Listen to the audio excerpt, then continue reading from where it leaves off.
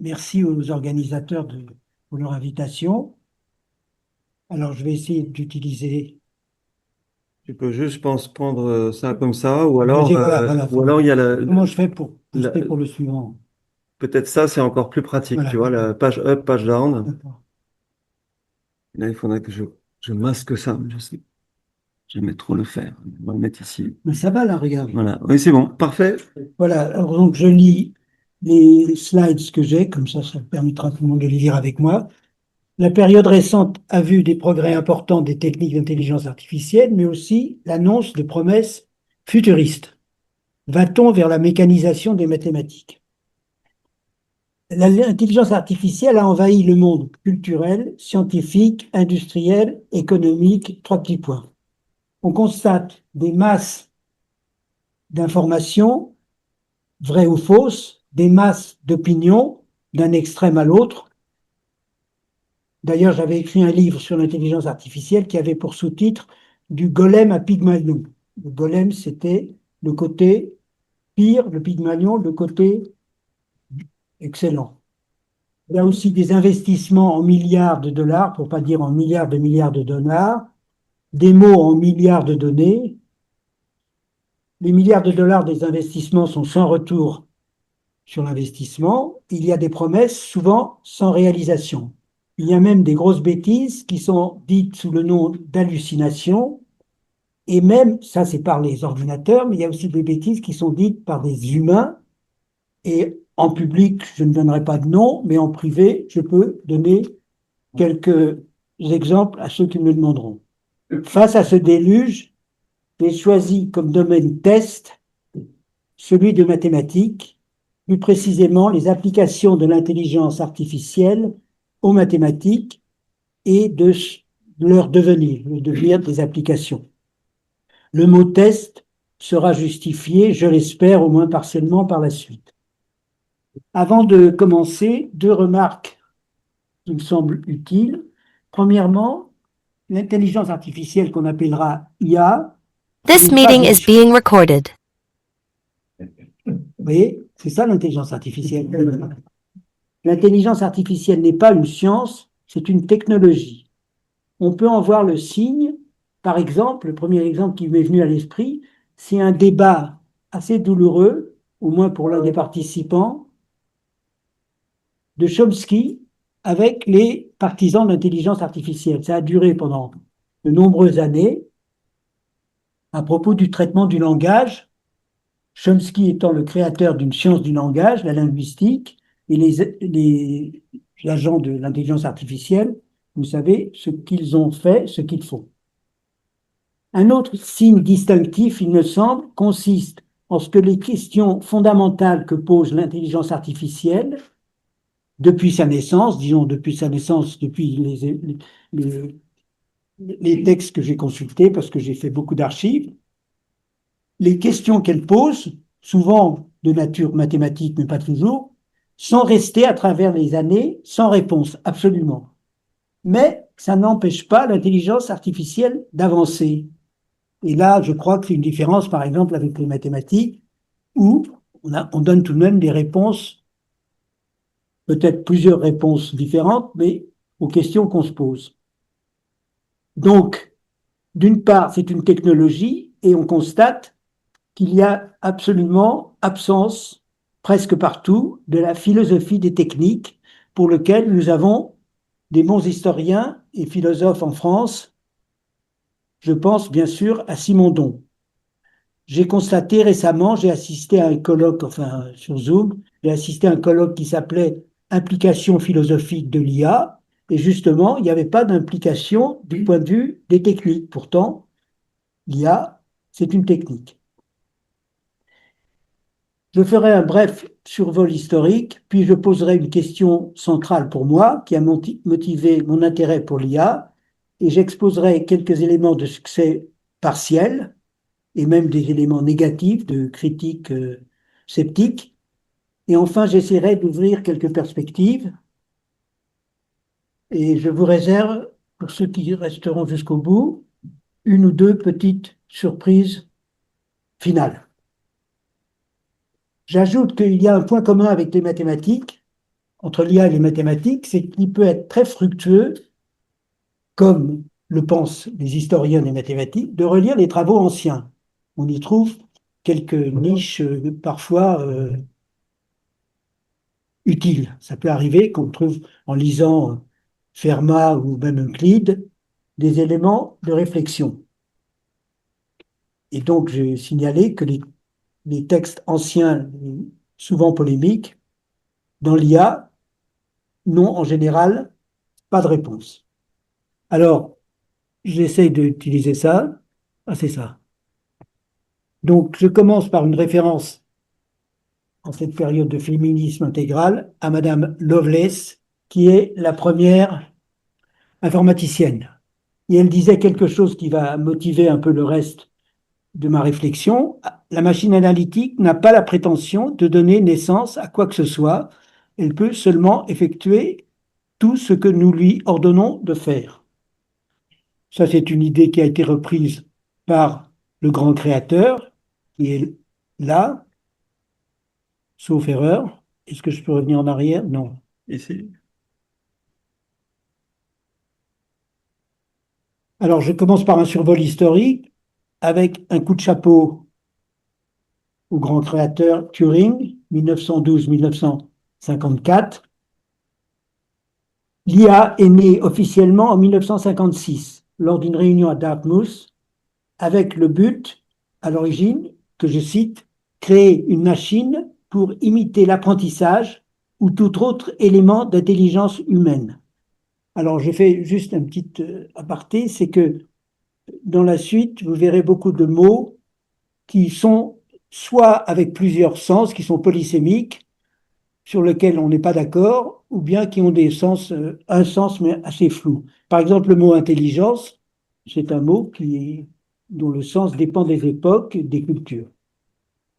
Les participants à cette réunion de Dartmouth de 1956 étaient une vingtaine. Il y avait Claude Shannon, père de la théorie de l'information, Herbert Simon, un grand esprit, qui a eu le prix Nobel d'économie,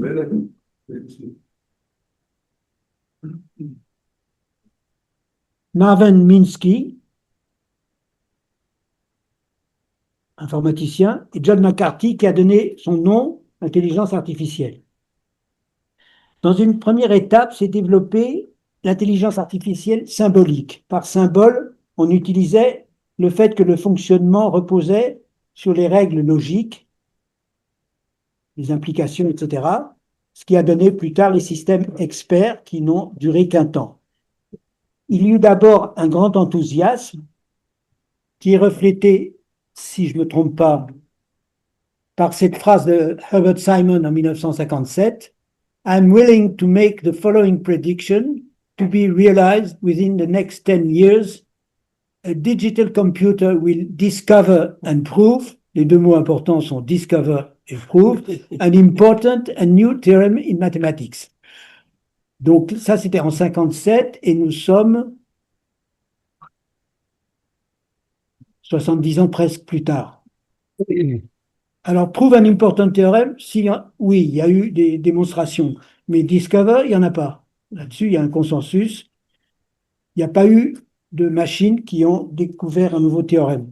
Et je cite, pour confirmer la phrase de Simon, auquel je ne fais aucun reproche, bien sûr, Minsky en 1970, un petit peu plus tard, dans 3 à 8 ans, nous aurons une machine avec l'intelligence générale d'un humain ordinaire. Alors là, le mot important, c'est pas discover and prove, c'est le mot général. On reviendra là-dessus parce que la question, non seulement est de savoir ce que c'est que l'intelligence, mais ce que c'est en plus que l'intelligence générale.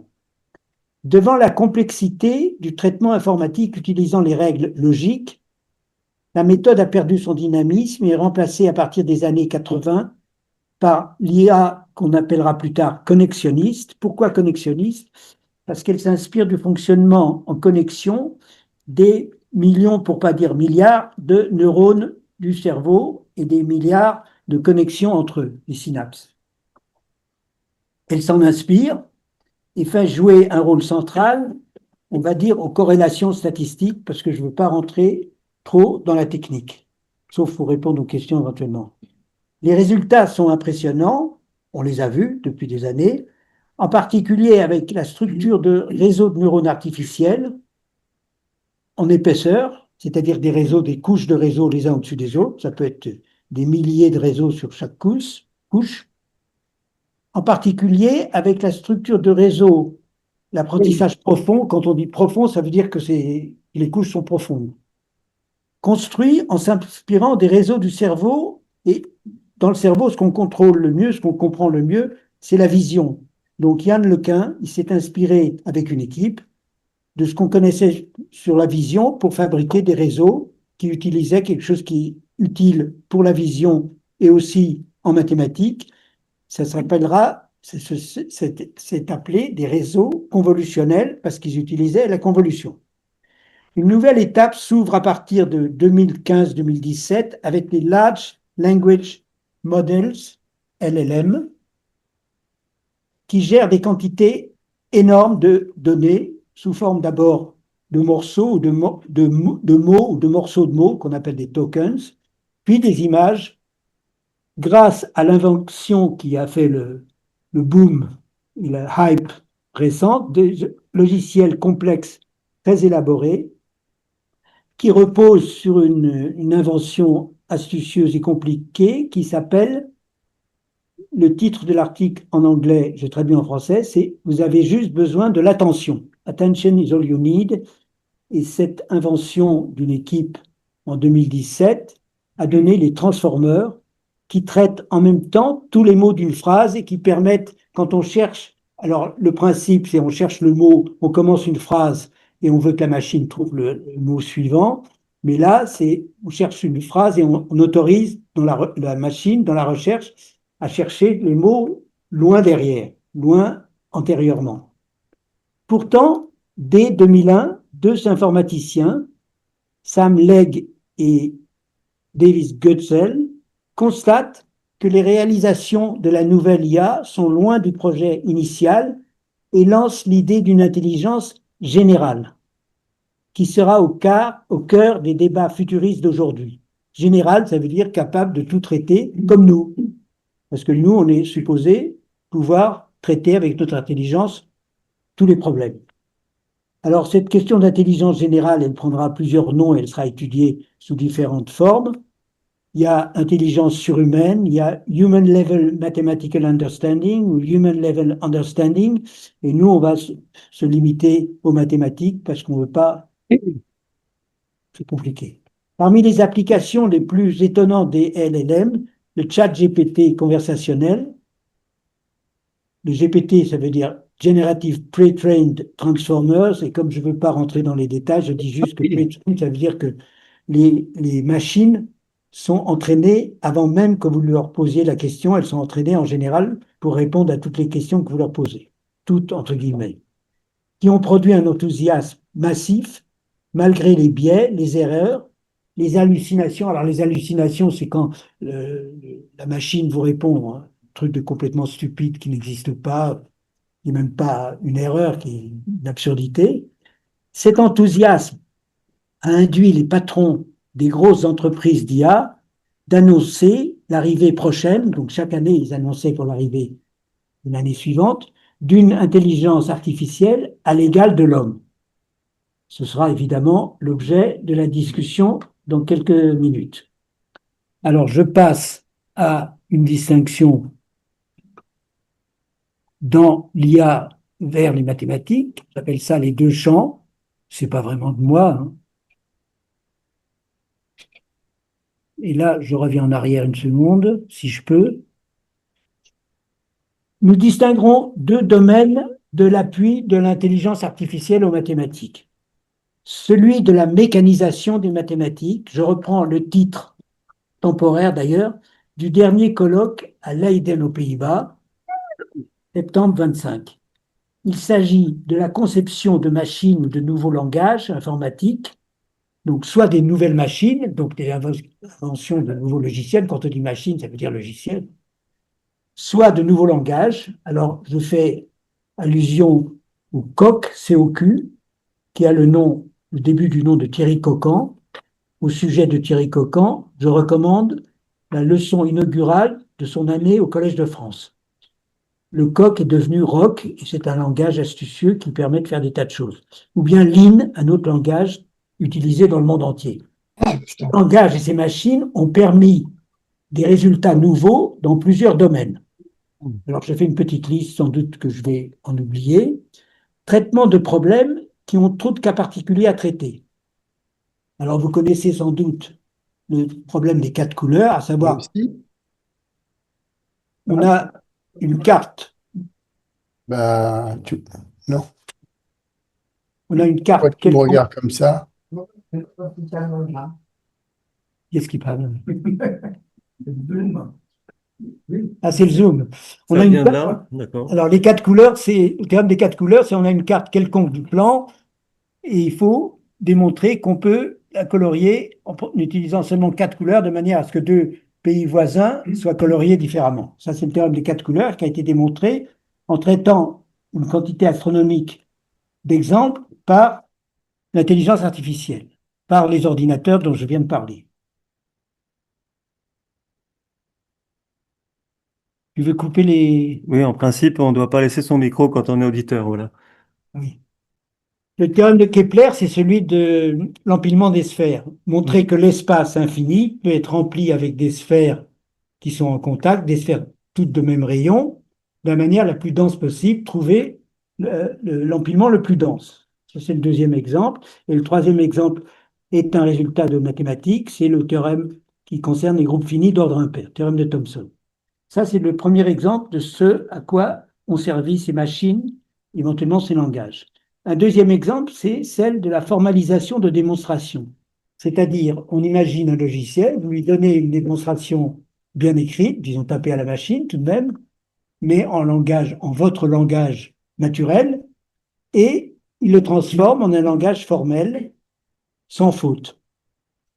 Donc, il s'agit plus généralement de la réécriture de textes écrits en langue naturelle, les transformer en langage machine. Évidemment, une fois qu'un texte est transformé en langage machine, s'il s'agit d'un théorème mathématique, la machine peut éventuellement être capable de vérifier la démonstration, et c'est ce qui se passe actuellement. Et d'ailleurs, ça vient à l'aide des articles volumineux qui maintenant donnent lieu à des démonstrations de plusieurs centaines, pour ne pas dire plusieurs milliers de pages. Il y a eu beaucoup d'efforts et de succès dans ce domaine, avec des motivations diverses. Et je voudrais faire un point au passage, qui me tient à cœur, sur les motivations de nature, disons, politico-économiques. Elles sont bien décrites par un historien du calcul, un historien de l'intelligence artificielle, qui s'appelle Odigo Oshigame. Non, c'est ça. Je vais lire son texte. Est-ce qu'il faut que je le traduise? Non. I want to address the implicit assumption that the growth of automatic mathematics is driven primarily by the intellectual needs or priorities of academic mathematicians. Ça, c'est l'hypothèse implicite. Rather, qu'il corrige, this area of research has been shaped significantly by the strategic interest of the military and corporate institutions, donc les militaires et les structures diverses, publiques et privées, that have founded it. Pour les militaires, pas la peine de donner un exemple, il suffit de regarder ce qui se passe avec les drones qui se dirigent tout seuls. In recent years, commercial firms such as Microsoft, Google and Meta, d'ailleurs, j'arrive pas à retrouver le nom de l'entreprise, on a donné un nom collectif à toutes les grosses entreprises américaines, mais je ne retrouve pas le nom. Alphabétique. Mega, voilà, have become growing sources of investment in automatic mathematics as part of a broader strategy of demonstrating AI capabilities in general, thus attracting public attention and capital investment. Unsurprisingly, public relation teams and corporate-sponsored researchers deploy hyperbolic language, on appelle ça le hype, to publicize their work, for example, by framing their research as an effort to create an automatic mathematician, ça c'est une phrase prise à Google, mais on va en parler, or even asking sensationally, est-ce que les mathématiques faites par les hommes, c'est fini? Ça, il a pris ça chez Meta. It remains to be seen whether academic mathematicians will embrace or refuse the modus operandi of hype-driven stock markets and venture capital. Bon, je ne suis pas complètement d'accord avec la dernière phrase parce que je pense bien tout de même trop simpliste de demander si les mathématiciens vont embrasser ou refuser, je ne sais pas quoi. Bien. Alors, je laisse tomber cette partie de mécanisation parce que ça nous entraînerait dans des domaines géopolitiques, scientifiques, etc., trop compliqués, et puis ça bouge tous les jours. Donc, un second domaine, par contre, qui m'intéresse de l'IA dans les mathématiques, est former des résultats en mathématiques obtenus en collaboration avec l'intelligence artificielle. J'insiste sur le mot collaboration qui reviendra plus tard. Je me suis intéressé depuis longtemps à ces travaux et j'ai constaté depuis le début que les résultats concernaient toujours des problèmes posés antérieurement à l'introduction de la machine, posés antérieurement par des mathématiciens, éventuellement traduisant des situations physiques, réelles, etc., en questions. Les questions venaient des mathématiciens. Mais alors, la question naturelle qui se pose, et d'ailleurs je ne comprends pas pourquoi elle n'a pas été posée plus tôt, doit-on confirmer la déclaration de Lady Lovelace? J'ai oublié son prénom. Ada. Oui, Ada, bien sûr. Les machines ne peuvent pas donner naissance à une question intéressante, pas n'importe quelle question, évidemment. Ben, nous allons voir ça. Alors, partiellement, quand je me suis posé la question, je suis tombé sur Poincaré et l'intuition. Alors, je cite Poincaré, c'est avec la logique que nous prouvons et avec l'intuition que nous trouvons. Et une autre phrase ailleurs, dont il a beaucoup écrit sur les processus de création mathématique, la logique et l'intuition ont chacune leur rôle nécessaire. La logique seule peut donner la certitude, l'intuition est l'instrument de l'invention. Les mathématiciens savent tous que la création d'une théorie, la formulation d'une question, d'un problème font partie essentielle de l'activité des mathématiques. En mathématiques, la faculté d'imaginer une question, une théorie, une relation entre plusieurs domaines apparemment éloignés est souvent qualifiée d'intuition. Et son rôle central est souligné par les textes de Poincaré, entre autres. Alors, il faut dire un mot sur l'intuition, puisque ça fait partie de ces mots polysémiques qui ont beaucoup de sens, qui ont des sens variés suivant les époques. Quand on regarde un dictionnaire, on voit que le mot, l'étymologie, c'est les yeux, ça vient de voir, mais ça peut être les yeux au sens, la vision des yeux, mais ça peut être aussi sous une forme métaphorique déjà très ancienne, les yeux de l'âme. Alors, je vais dire quelques mots sur l'intuition, même pour qu'on se rende compte de quoi il s'agit, même si on n'est pas d'accord sur le sens et l'utilisation. C'est un terme polysémique comme intelligence, avec plusieurs sens à travers l'histoire. Chez Descartes, la source cartésienne, c'est celle de la clarté et de l'évidence. Chez Kant, avec lequel Descartes s'est battu, enfin, les textes sont bagarrés, il s'agit de l'objectivité de l'objet. Et puis, je repasse des siècles plus tard avec Brouwer, philosophe mathématicien qui a créé l'intuitionnisme en donnant un nouveau sens à l'intuition. Pour lui, l'intuition d'un concept, d'une notion ou d'un théorème, c'est sa démonstration. Récemment, d'ailleurs, avec une certaine surprise de ma part, le mot intuition a été utilisé dans les sciences cognitives pour désigner les connaissances, par exemple celles des nombres approximatifs, déjà présents chez des bébés de quelques mois. Il y a des expériences très frappantes là-dessus. D'ailleurs, cette présence de connaissances mathématiques chez des bébés fait qu'on est obligé de faire une distinction forte entre l'intelligence humaine et celle des machines. Je renvoie, parce que je n'ai pas beaucoup de temps, aux travaux de Stanislas Dehaene, de son élève Véronique Izard, qui a eu une médaille au CNRS, avec des expériences vraiment sur les mathématiques, et aussi de Elisabeth Spielke, qui dirige le département de psychologie à Harvard. Le terme d'intuition apparaît fréquemment dans les récits autobiographiques des mathématiciens. Je renvoie juste à Hadamard, mais il y a bien sûr d'autres.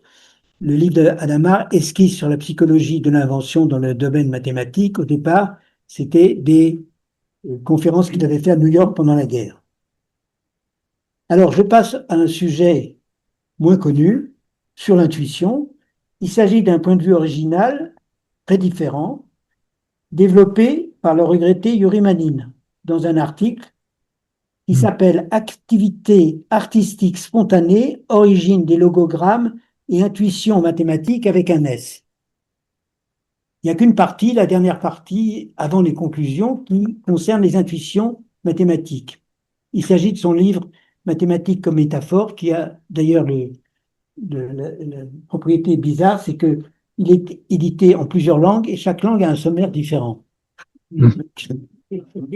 Par exemple, quelqu'un a fait des censures quelque part, mais l'article dont je parle, il existe ni en anglais, alors c'est peut-être une censure de Trump, ni en russe.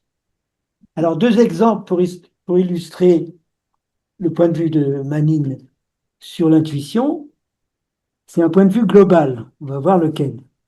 Il évoque la réaction de Coco Chanel devant l'art abstrait dans les années 20.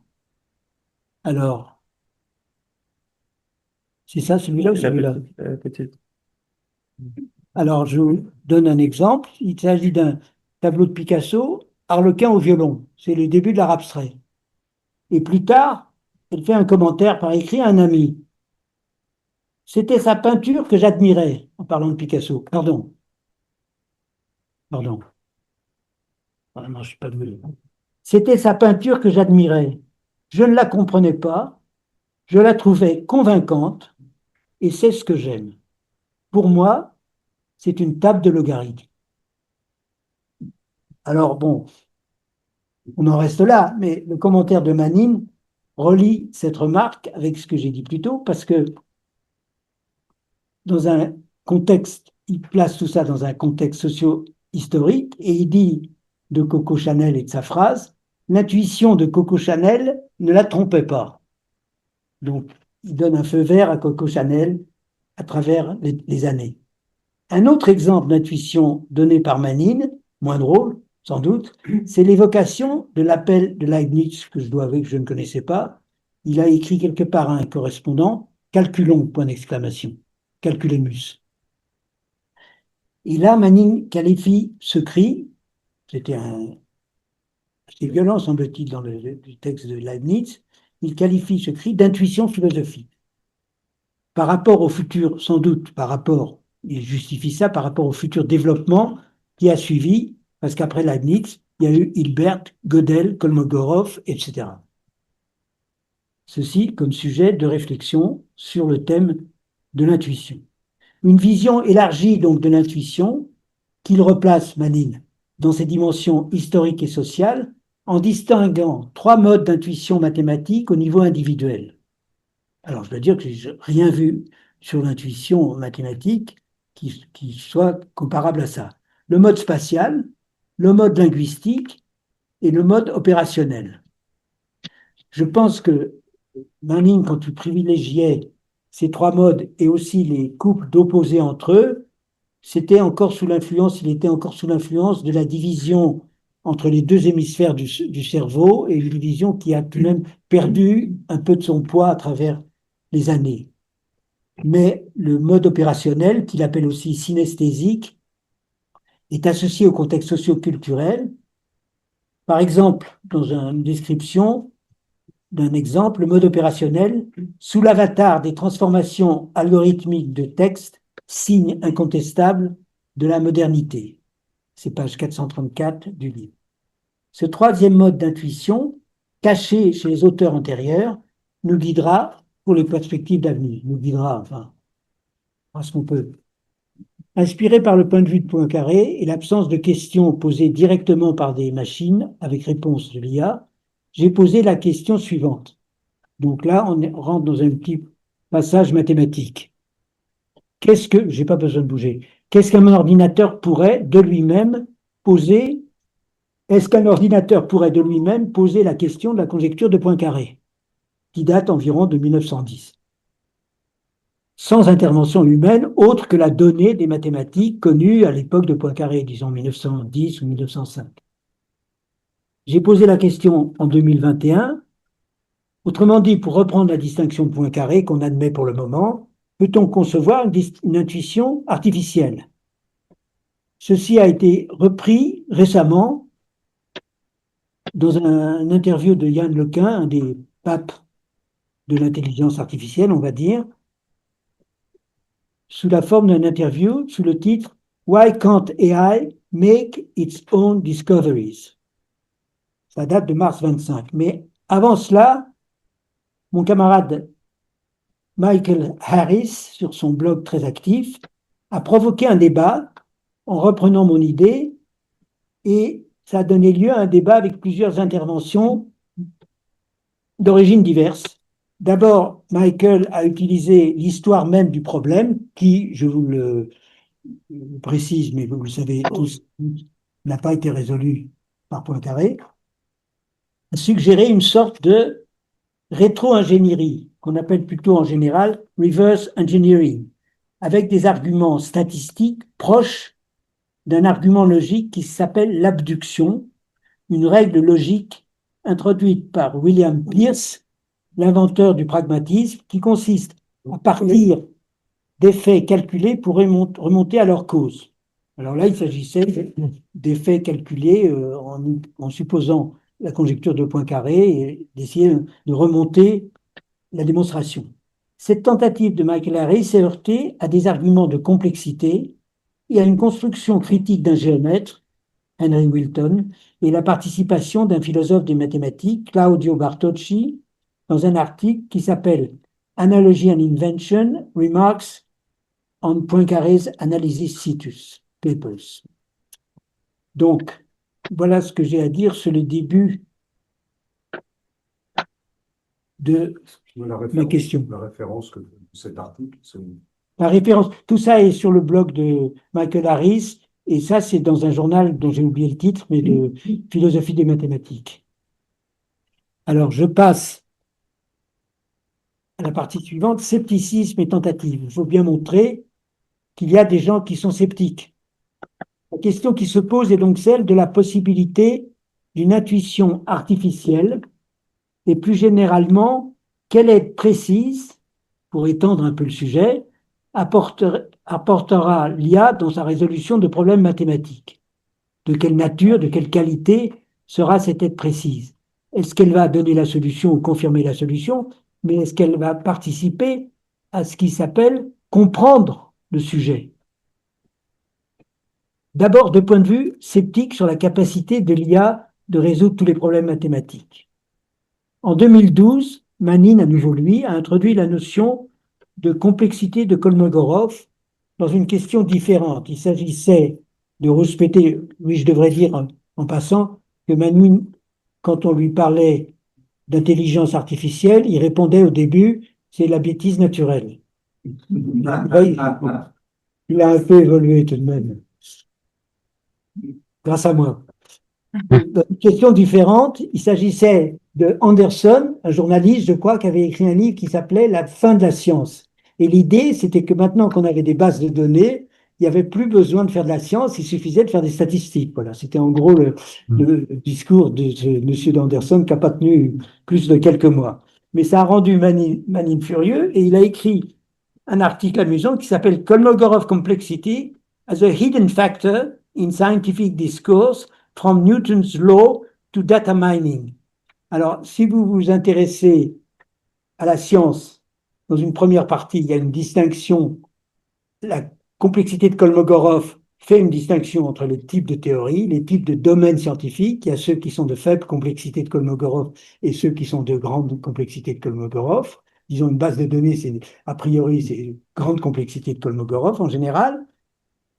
Mais à la fin, il prend des exemples de data mining. Il a mis exprès data mining parce que le mot mining est assez, il fait allusion aux mines de charbon, donc c'est assez méprisant. Et il donne des exemples assez amusants pour dire entre les lignes ce qu'il pense de tout ce bruit sur la fin de la science. Son but était sans doute, le but de Manning était sans doute de faire une critique féroce de l'IA qui était déjà bien développée. Mais il n'y parvint pas, malgré un nouvel article plus tard, qui du reste est resté non publié, Cognition and Complexity. Nous allons retrouver cette notion de complexité un peu plus tard. Plus récemment, deux articles publiés indépendamment de David Mumford, qui m'a donné beaucoup de conseils, et de philosophes logiciens qui s'appellent Walter Dean et Alberto Neibo. Indépendamment tous les deux, ils ont exploité des arguments de logique mathématique pour affirmer l'existence de problèmes mathématiques de trop grande complexité, mais qu'on ne peut pas effectivement écrire explicitement, l'existence de problèmes mathématiques de grande complexité qui ne puissent pas être résolus par une machine de Turing, autrement dit par n'importe quelle machine informatique. Encore faudrait-il vérifier que certains de ces problèmes sont du niveau de ce qui se passe tous les jours dans les machines, mais ça, c'est une autre question. L'article de ces logiciens, c'est Artificial Intelligence and Inherent Mathematic Difficulty. Je ne sais pas si c'est l'article des logiciens ou l'article de Mumford. Malgré ces remarques, plusieurs publications ont présenté autour de 2020 des interventions où l'IA intervient comme guide de l'intuition en mathématiques. Au moins, j'en connais au moins 2 ou 3. Est-ce bien le cas? En quoi c'est des guides de l'intuition? C'est ce que nous allons examiner rapidement. Alors, il y a d'abord celui qui s'appelle Advancing Mathematics by Grading Human Intuition with AI en 2021. Alors là, il y a un plan. Donc, vous n'êtes pas obligé de lire les détails. Ce qu'il faut que vous sachiez, c'est que ce qui est en bleu, c'est du travail de la machine, mais il y a tout de même des débuts en noir. Alors, les débuts en noir, c'est au début là, et puis c'est les flèches qu'on va manipuler. Hypothesize, il y a une hypothèse qui est faite par l'homme. Ce n'est pas les machines qui font le travail tout seul. Alors, dans cet article, il y a le plan Advancing Mathematics by Getting Human Intuition with AI. Human Intuition, Guiding, c'est un peu fort de café, comme on dit, c'est un peu fort. Une équipe formée de mathématiciens et ingénieurs de DeepMind, de Google, dont son leader, Denis Hassabis, connu pour les travaux de son équipe sur les échecs et le Go, considère des situations discrètes dont on a une famille dépendant d'un paramètre et des quantités discrètes finies. Elles sont marquées là, si vous arrivez à voir, x de z, y de z, qui dépendent d'un paramètre. Donc z, ça peut parcourir des milliers de nombres entiers. Et puis x, c'est des données, y, c'est des données, et on connaît x, on veut trouver y. Il s'agit de trouver des relations entre les deux en entraînant un réseau de neurones, c'est-à-dire qu'on va faire tourner les neurones entraînés, c'est comme au football, au rugby, on fait tourner les réseaux de neurones sur des exemples par milliers ou par millions, et prédire Y avec éventuellement une erreur en utilisant X. Il faut beaucoup d'exemples pour entraîner le réseau, et trouver la fonction F. Le schéma est appliqué dans 2 situations. Il y en a une que je vais vous expliquer, et l'autre, je la passerai parce qu'elle devient un peu plus compliquée mathématiquement. Dans la première, il s'agit de la théorie des nœuds. Donc, la machine a utilisé 2,7 millions de nœuds. Chacun muni d'invariants, les signatures de chaque nœud, et 12 invariants qu'on appelle les invariants hyperboliques, qui sont de nature topologique. Donc, chacun, il y avait 2,7 fois 12, plus 1, ça fait 2,7 millions fois 13. Et l'entraînement a utilisé 3 couches de réseau de neurones artificiels. Chacune, il y avait 3000 neurones artificiels. Et la signature, ils ont réussi à faire la chose suivante, c'est qu'à partir des 12 invariants hyperboliques, ils ont retrouvé, avec une erreur très faible, ce n'était pas le hasard, ils ont retrouvé la signature. À 80% près, ils ont retrouvé la signature à partir des invariants. Alors, une fois qu'ils avaient trouvé la signature, ils ont essayé de voir s'ils pouvaient éliminer parmi les 12 invariants et en garder que 4 ou 5. C'est ce qui s'est passé. Mais là, c'était juste un tableau énorme Et quand vous avez un tableau de chiffres, si vous voulez savoir s'il y a des relations, vous regardez s'il y a des relations linéaires, après des relations du second degré, après des relations du troisième degré. C'est ce qu'ils ont fait. Ça devient un truc élémentaire. Oui.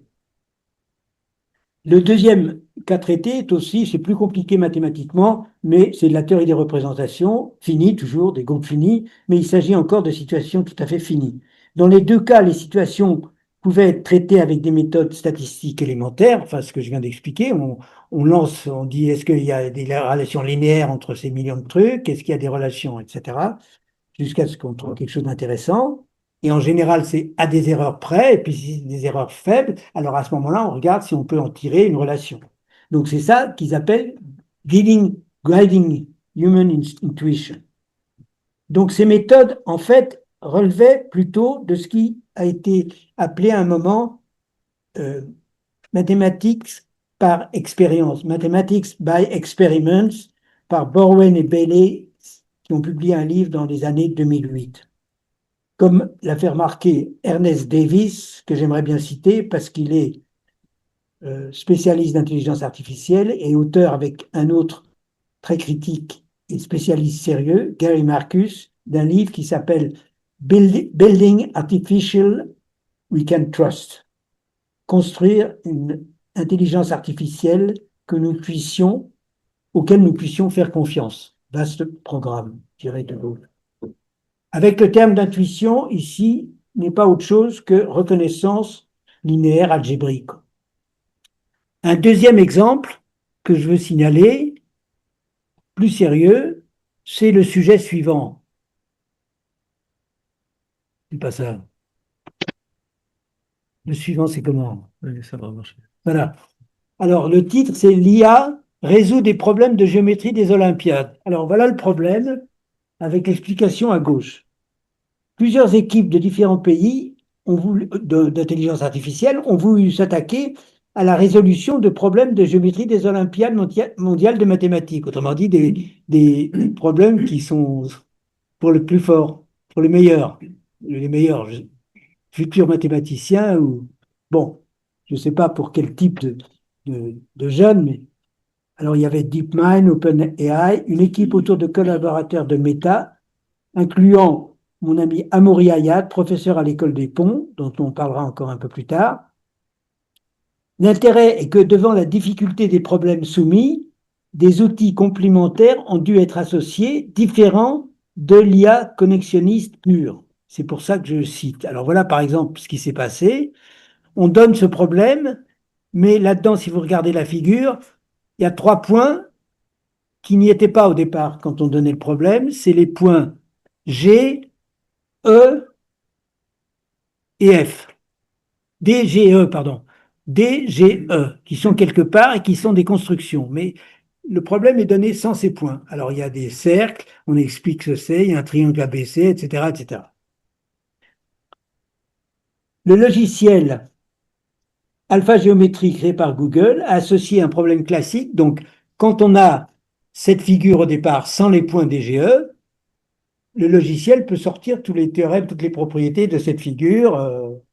Ça, c'est pas difficile pour lui, c'est un logiciel classique, il ne demande aucune difficulté. Mais il a assisté un programme élaboré plus récemment de deep learning, entraîné pour deviner quel point il faut rajouter, quelle construction il faut faire pour résoudre le problème. Parce que le problème, c'était démontrer que 2 cercles sont tangents. 2 cercles sont tangents en K, qu'au point K qui était déjà sur la figure, il y a 2 cercles qui sont tangents.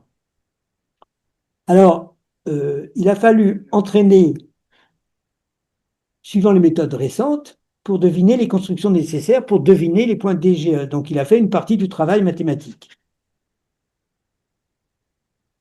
L'autre exemple, donc ça c'est, je ne veux pas rentrer dans les détails, l'autre exemple, pour la même situation de problème de géométrie, c'est celui-là, je ne rentre pas non plus dans les détails, c'est encore un autre exemple où AlphaProof a collaboré. AlphaProof a remporté la médaille d'argent avec ce qui est écrit là. Alors qu'est-ce qu'il a fait? Il utilise la formalisation de très nombreux problèmes écrits en langue naturelle. Le logiciel AlphaZero qui est écrit à droite, c'est un logiciel qui au départ avait été conçu pour gagner aux échecs et au Go. On l'a un peu modifié. Et pour utiliser ce logiciel, l'équipe d'AlphaProof a pris 1 million de problèmes formulés en langue naturelle, 1 million de problèmes de géométrie qui ont été traduits en langage informatique, en ligne, pour pouvoir être traités. Donc, ils ont été traités, il y a marqué formalizer, ils ont été formalisés, et puis ensuite, ils sont passés dans la machine où on cherchait la solution par entraînement, c'est-à-dire que on laissait le logiciel tourner, ça a duré 3 jours. Le même problème pour lequel ils ont eu la médaille d'argent avait été résolu par quelqu'un en 4 heures et demie, ce qui pose tout de même un petit problème sur les différences entre les jeunes mathématiciens et la machine. Et là, la méthode, c'était ce qu'on appelle apprentissage par renforcement, c'est-à-dire que si on va dans le bon sens, on est remercié, on a des points en plus, la machine a des points en plus. Et je signale tout de même, ce qui est intéressant, c'est que l'équipe d'Amaury Hayat a utilisé beaucoup moins de problèmes pour résoudre le même problème de géométrie. Au total, tous ces progrès techniques, alors je passe sur les détails, il y a plusieurs équipes. J'ai appris ça de Timothy Gowers à la conférence de rentrée du Collège de France. Plusieurs équipes ont atteint en 2025 la médaille d'or. Ils ont battu tous les candidats humains. Donc j'arrête avec les problèmes d'Olympiade parce que c'est trop compliqué et puis ça pose plus de questions que ça donne de réponses. Je signale aussi que l'équipe autour de Amaury Hayat a résolu récemment par une technique de type reversal engineering une question liée au système dynamique, à savoir la construction, dans certains cas, de fonctions de Lyapunov. Enfin, dernier point positif que je veux signaler, un article récent qui, lui, est une première étape, non finale, mais avec des espoirs, c'est l'article de Yoshua Benjo et Nikolai Malkin en 2024. Benjo, c'est un des papes de l'intelligence artificielle. Il a eu la médaille Turing, pardon, qui est l'analogue, disons, du prix Nobel en 2018 avec Lequin et Hinton. Dans leur article Machine Learning and Information Theory Concepts Towards an AI Mathematician, c'est la première tentative de suggestion d'une architecture permettant à l'intelligence artificielle de poser de bonnes questions. Le mot important ici est bonne. Leurs idées utilisent des éléments nouveaux, la théorie de l'information de Claude Shannon, qui avait participé à la naissance de l'IA, les outils de l'IA, en particulier la compression, qui est utilisée, la compression des expressions qui est utilisée systématiquement en informatique, et l'idée que le fonctionnement peut s'identifier, au moins partiellement, à l'intuition telle qu'elle est décrite dans le travail de 2 psychologues économistes, Daniel Kahneman et Tversky. Daniel Kahneman est décédé et Tversky, et je crois, il est décédé aussi, dans leur livre dont vous avez peut-être entendu parler, Thinking Fast and Slow, en français ça donne Système 1, Système 2, les 2 systèmes de la pensée. Kahneman a été prix Nobel pour ses travaux sur le jugement et la prise de décision et pour ses travaux sur le système 1, système 2. Le système 1, c'est celui où on pense vite et le système 2, celui où on réfléchit. La distinction désignée par le titre de Kahneman est évidente avec la devinette suivante que je vous propose. Voilà, réfléchissez, donnez-moi vite la réponse à la devinette qui est écrite ici.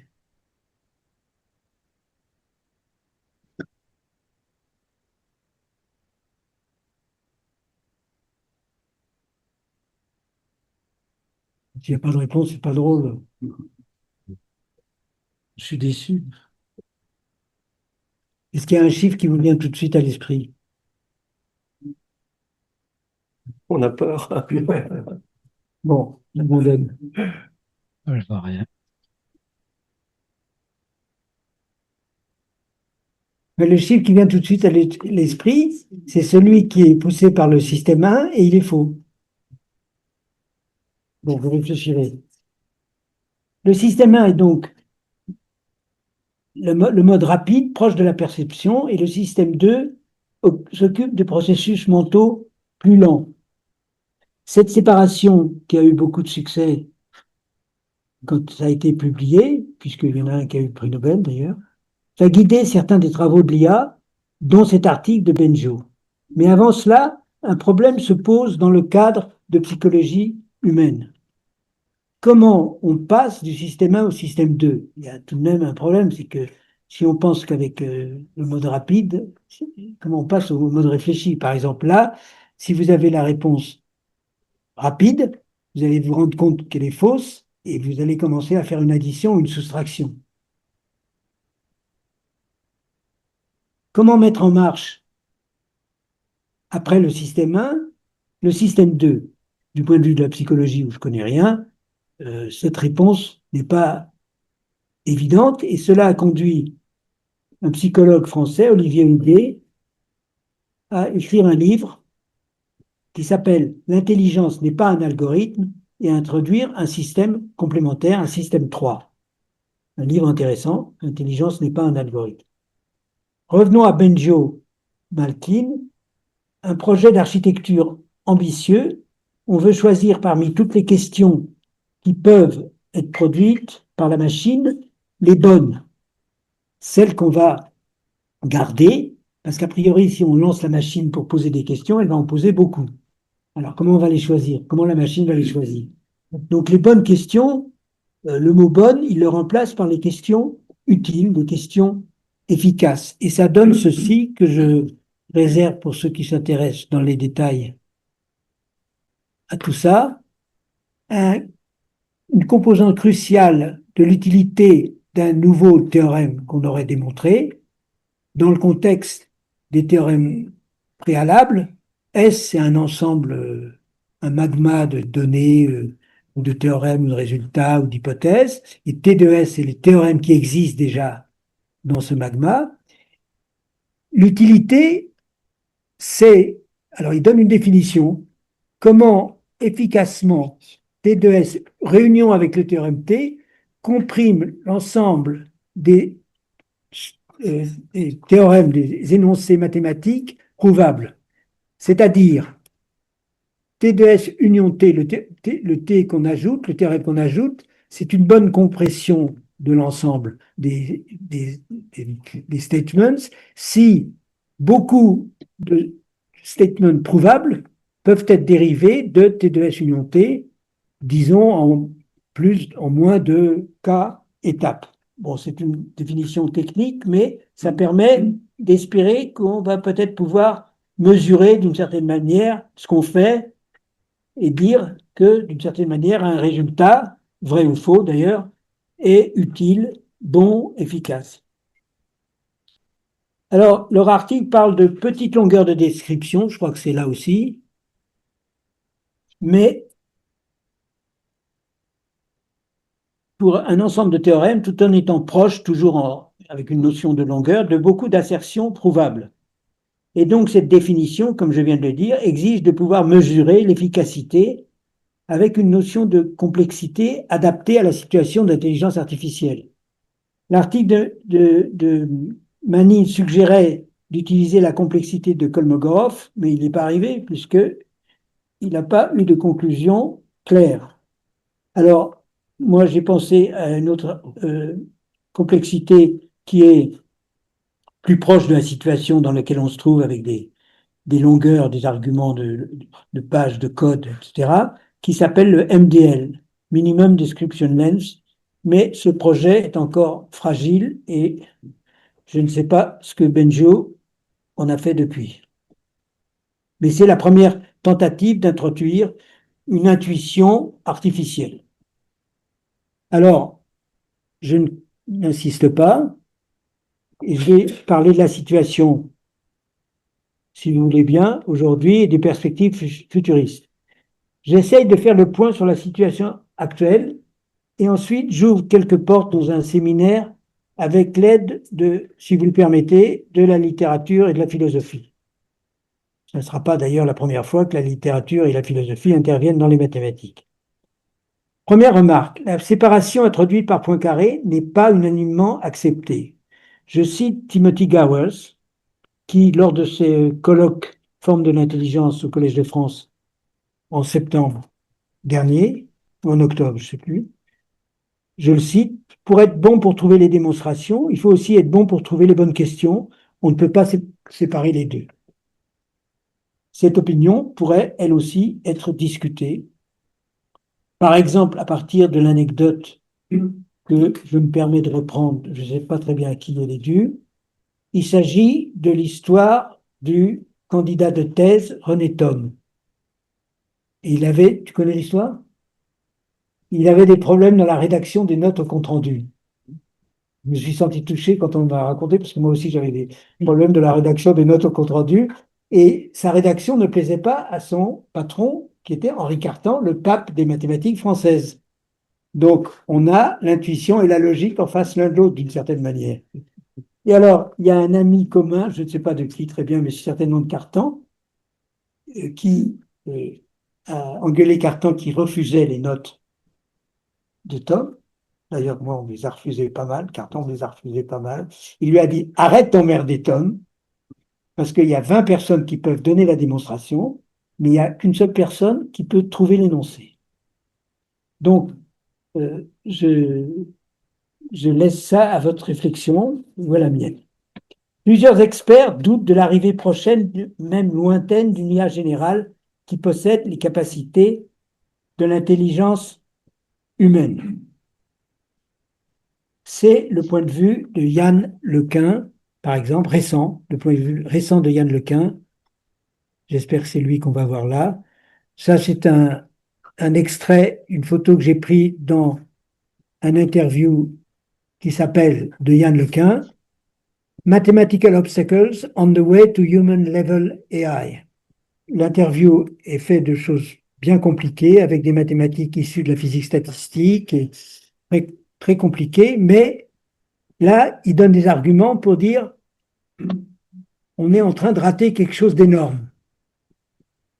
Donc, il faut trouver quelque chose d'énorme, et la photo, elle fait allusion au mythe des voitures sans conducteur. Parce que les voitures sans conducteur, c'est un mythe, c'est bidon. En fait, les voitures sans conducteur, il y a toujours, encore dans les exemples les plus récents, des contrôleurs qui ont un bâton et qui sont à distance et qui contrôlent le mouvement des voitures, parce que sinon, il faudrait essayer des milliers de fois de faire tomber des voitures pour entraîner les logiciels et faire tomber les voitures dans des ravins. Alors, le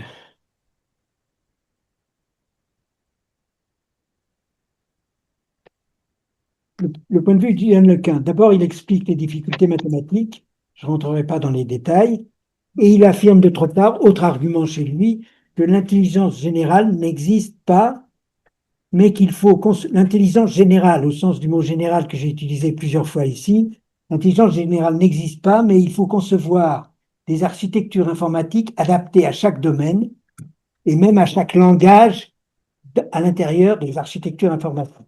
C'est d'ailleurs aussi l'idée, je pense qu'ils ont dû en parler ensemble, de Stanislas Dehaene, qui conçoit pour le cerveau des langages spécialisés, langage des mots, langage musical, langage mathématique. J'ai entendu ça de la part de Stanislas Dehaene. Et chez Dehaene, c'est peut-être inspiré de la notion philosophique de modularité telle qu'on la lit chez Fodor, la modularité de l'esprit. Yann Lequin a aussi, parmi les nombreuses idées qu'il a développées récemment, un projet d'un modèle du monde. L'idée existait déjà dans les sciences cognitives dès les années 40 chez un psychologue qui s'appelle Craik, C-R-A-I-K, sous le nom de modèles mentaux. Il s'agit de construire une structure nourrie de données de perception et d'une mémoire pour construire une simulation du monde. Tout ça dans un contexte à préciser, mais ça a conduit l'équipe de Lequin chez Meta un projet qui s'appelle Joint Embedding Predictive Architecture, mais qu'on n'a pas encore vu dans la réalité. Alors, j'ai un autre... oh là là. J'ai un autre thème de possibilités en développement. D'une part, je signale que Marcus... Alors, je vais commencer par la chose suivante, excusez-moi. Je prends une citation de Delamétrie, L'homme-machine. Puisque toutes les facultés de l'âme dépendent tellement de la propre organisation du cerveau et de tout le corps qu'elles ne sont visiblement que cette organisation même, voilà une machine bien éclairée. Car enfin, quand l'homme seul aurait reçu en partage la loi naturelle, en serait-il moins une machine? Mais la machine, chez Delamétrie, c'est la propre organisation du cerveau et de tout le corps.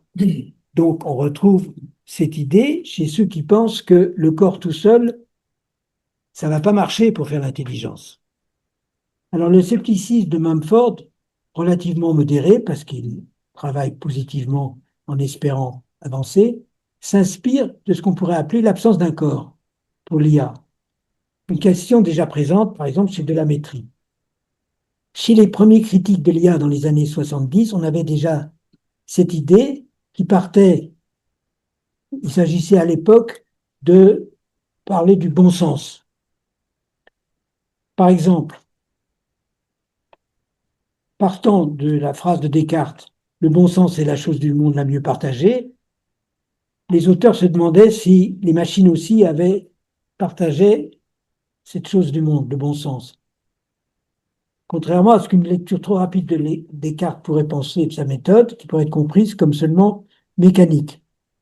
Dans son livre de 1972, un des ancêtres des critiques d'intelligence artificielle, Dreyfus, son livre s'appelle What Computers Can't Do, traite du savoir-faire humain qui suppose, dit-il, une relation corporelle avec le monde. Dreyfus est inspiré par une conception phénoménologique, dont il était fervent, qui inclut le corps et ses mouvements dans l'intelligence. Mumford et d'autres, j'ai pris Mumford parce que je le connais personnellement et qui donne des bons conseils, suggèrent une articulation intelligence artificielle robot copiée. Alors il essaye d'imaginer une articulation entre les deux, copiée sur la structure des cerveaux des mammifères. Alors là, il a représenté dans son livre, dont je donnerai le nom, une représentation à plat du cortex d'une souris et il essaye de voir si on peut articuler une machine, une intelligence artificielle, avec ce qui correspondrait aux différents points. Alors, il y a la vision, il y a l'audition, etc.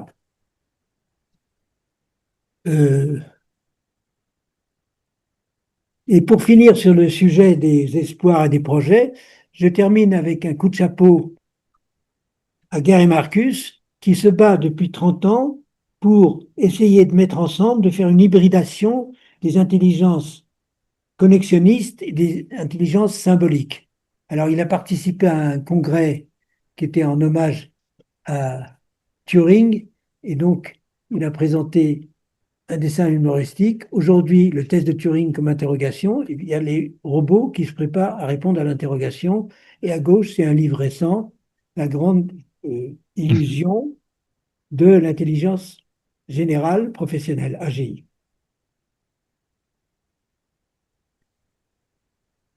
Conclusion. De mon point de vue, il me semble exclu que l'IA remplace entièrement les mathématiciens, mais l'avenir proche et lointain est plutôt pour moi une collaboration très étroite entre la science et l'IA, entre les hommes et les robots androïdes intelligents.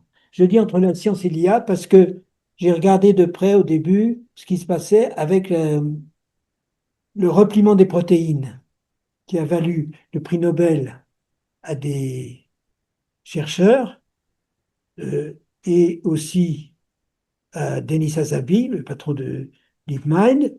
Et le repliement des protéines, c'était vraiment une collaboration étroite entre biologistes et gens de l'intelligence artificielle. Et d'ailleurs, à l'époque, Denis Hassabis avait fait une fois une déclaration où il disait bientôt nos machines vont avoir des prix Nobel.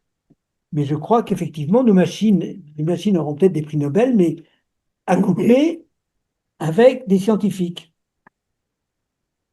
Mon sentiment est fondé sur les témoignages divers. Alors, comme témoignage, voilà ce que j'ai comme témoignage. Est-ce que vous voyez le début? Grothendieck. Alors, il faudrait essayer de mettre. Voilà. un travail tâtonnant bien souvent, ou à fleur, il parle de son travail de recherche, ou à fleur à peine perceptible, quelque intuition sans nom et encore sans visage, ou au départ de quelques nouveaux voyages, à l'appel et à la poursuite de quelques premières idées et intuitions, élusives souvent et réticentes à se laisser saisir dans les mailles du langage. Réticentes à se laisser saisir dans les mailles du langage, ça veut dire ce que ça veut dire. Et mon copain Patras commente: l'écriture grothendieck'ienne est décrite et théorisée dans des textes qui témoignent avec vigueur de la part incontournable de poétique qui anime le travail scientifique et de ce surplus de sens que l'écriture formalisée croit bon d'évacuer, alors même que l'agit l'essence de la pensée mathématique. Le mot évacuer, il me fait penser à Cartan avec Tom. Une association de pensée. Et je cite encore, puisque j'aime bien les citations, Changeux, dans son livre Le beau et la splendeur du vrai, Changeux, un des patrons des sciences cognitives au Collège de France, le grand psychologue soviétique Vygotsky décrit le processus cognitif qui conduit à la production et à la contemplation de l'œuvre d'art comme une pensée émotionnelle.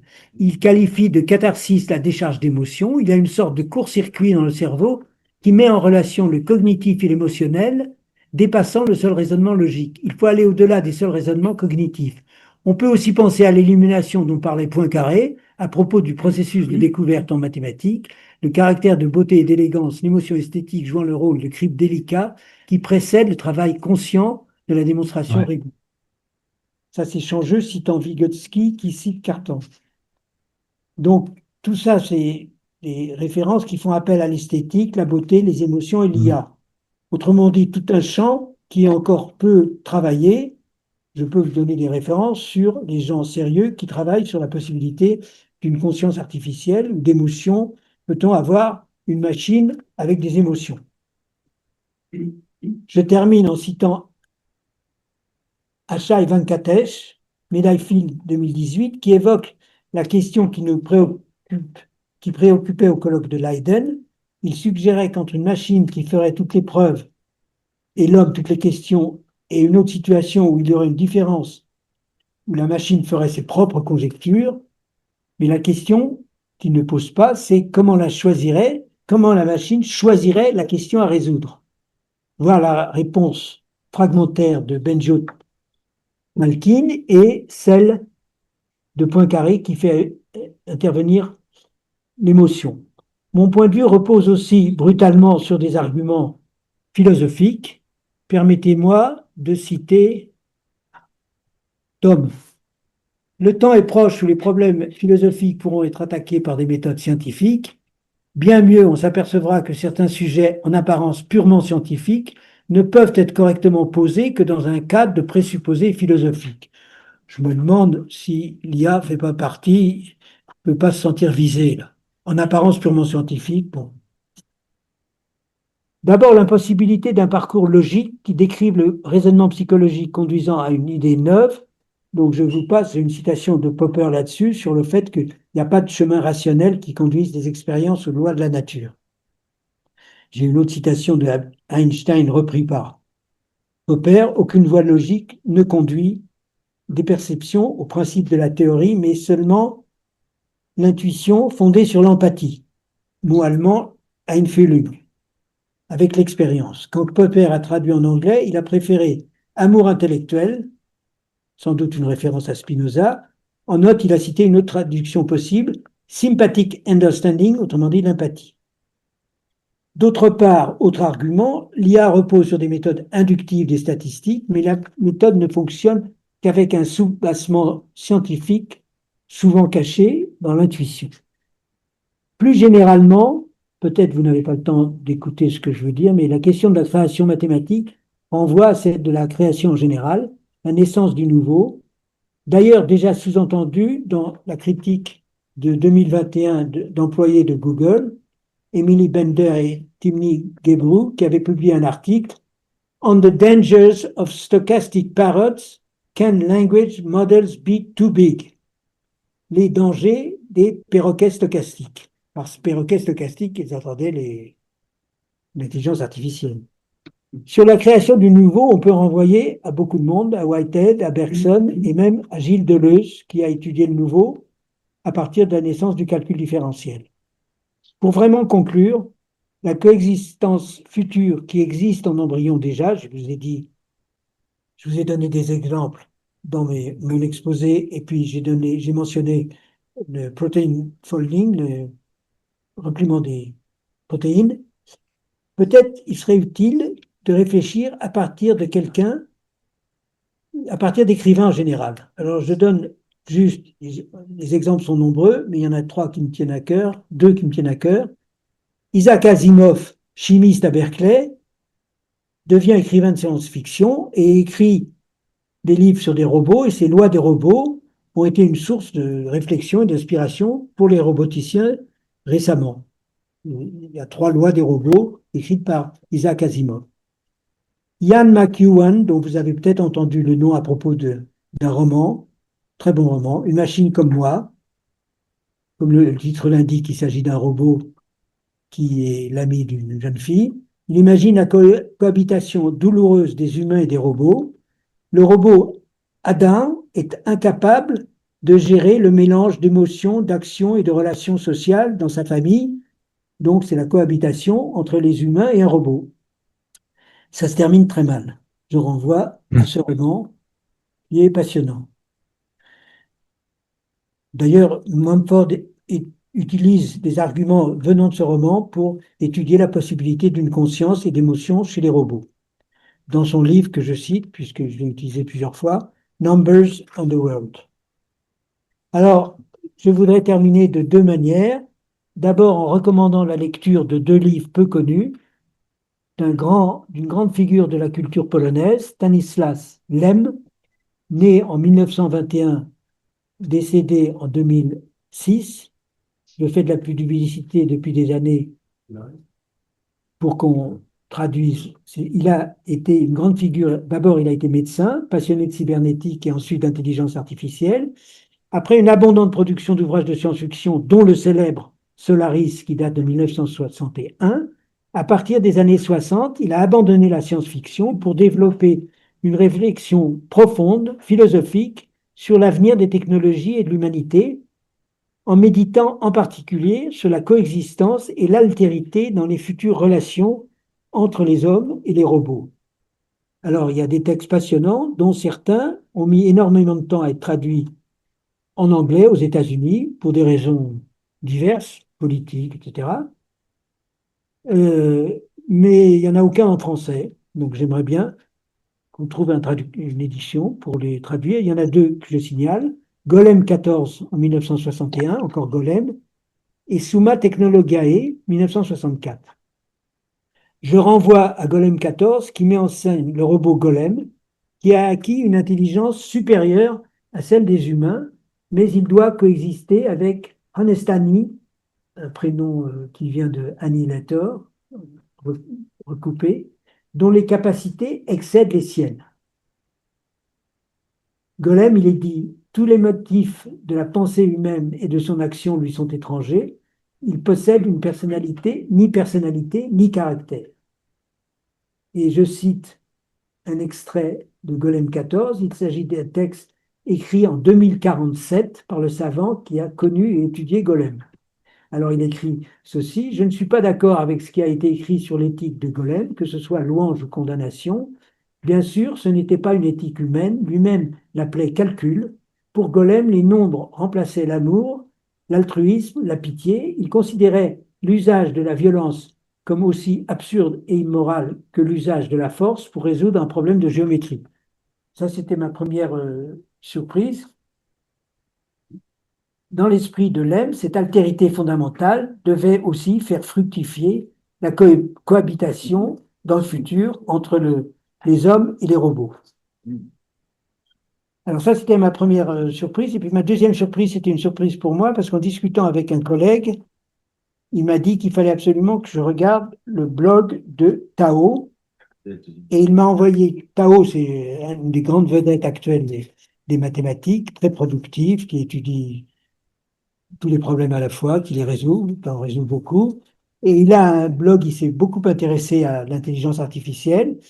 Et dans les pages que j'ai lues rapidement, parce que je les ai eues quelques heures avant de venir, eh bien, il développe des idées autour de la collaboration. L'intelligence artificielle peut être aux mathématiques ce que l'écriture a été aussi aux mathématiques. Elle a changé les mathématiques et l'intelligence artificielle va changer les mathématiques, je pense, dans la collaboration. Voilà. Bien, merci beaucoup.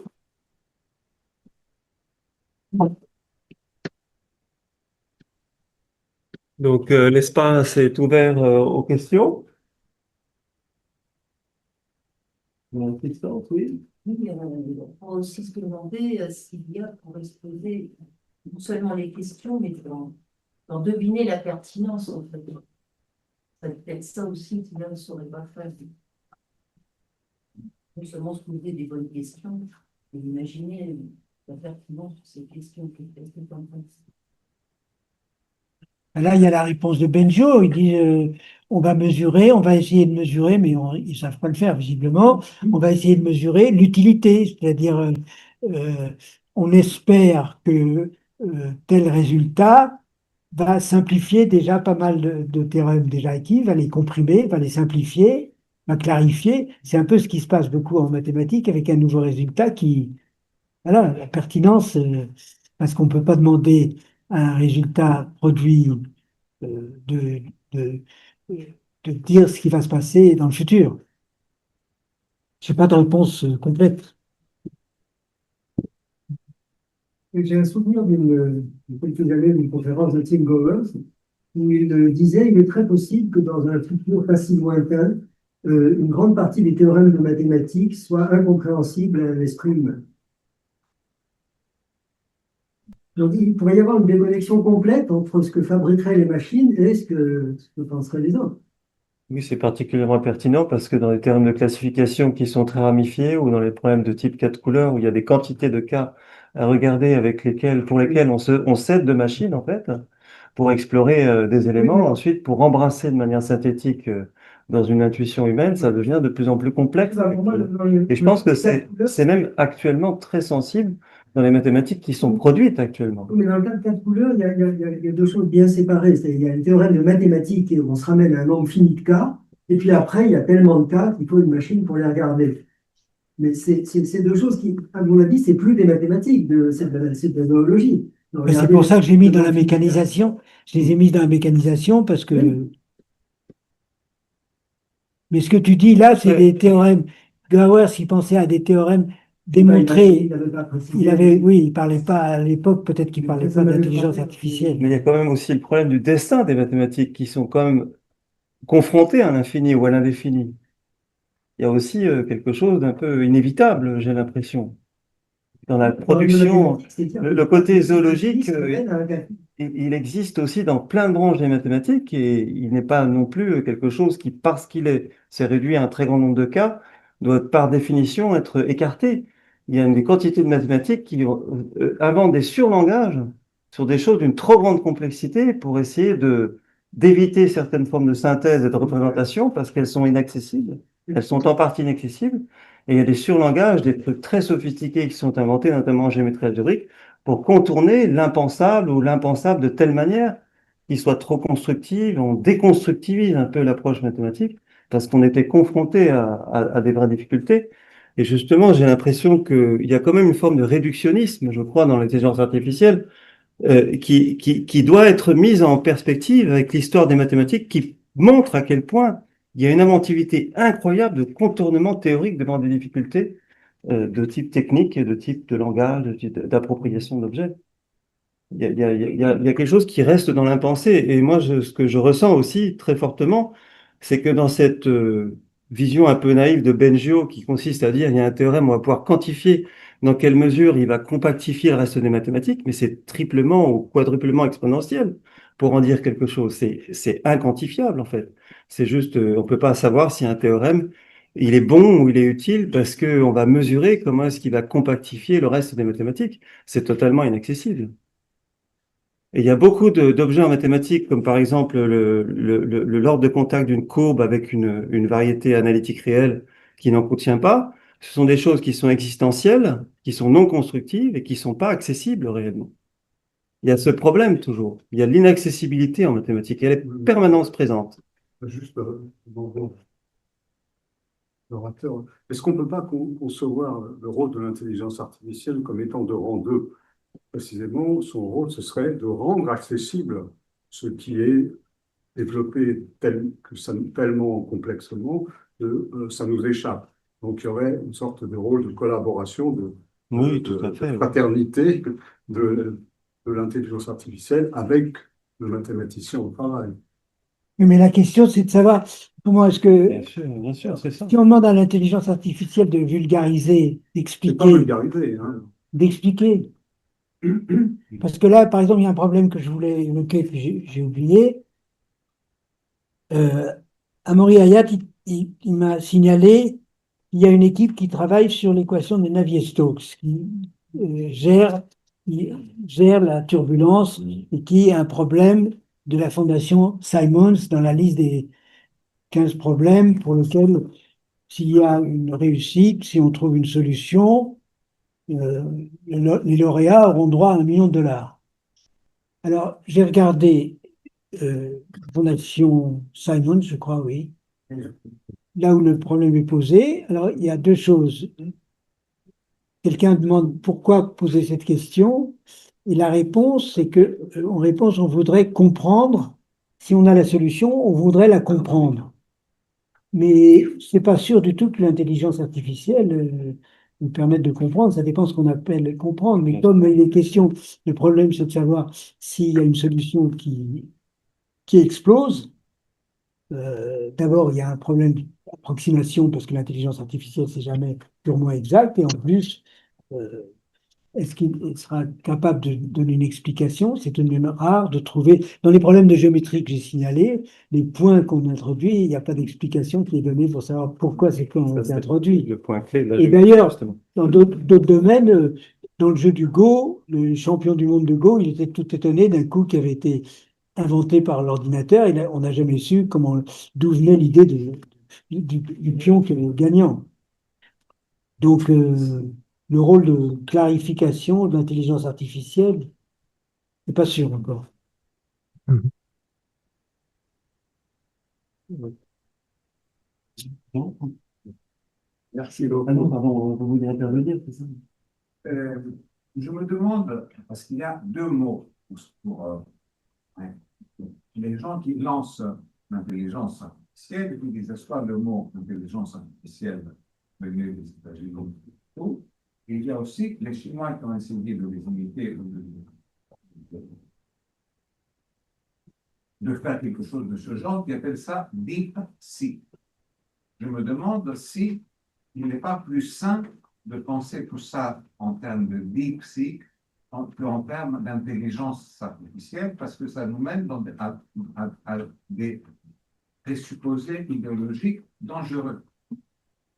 L'intelligence artificielle, c'est toute une série de présupposés idéologiques dangereux, tandis que DeepSeek, c'est quelque chose qui est gérable.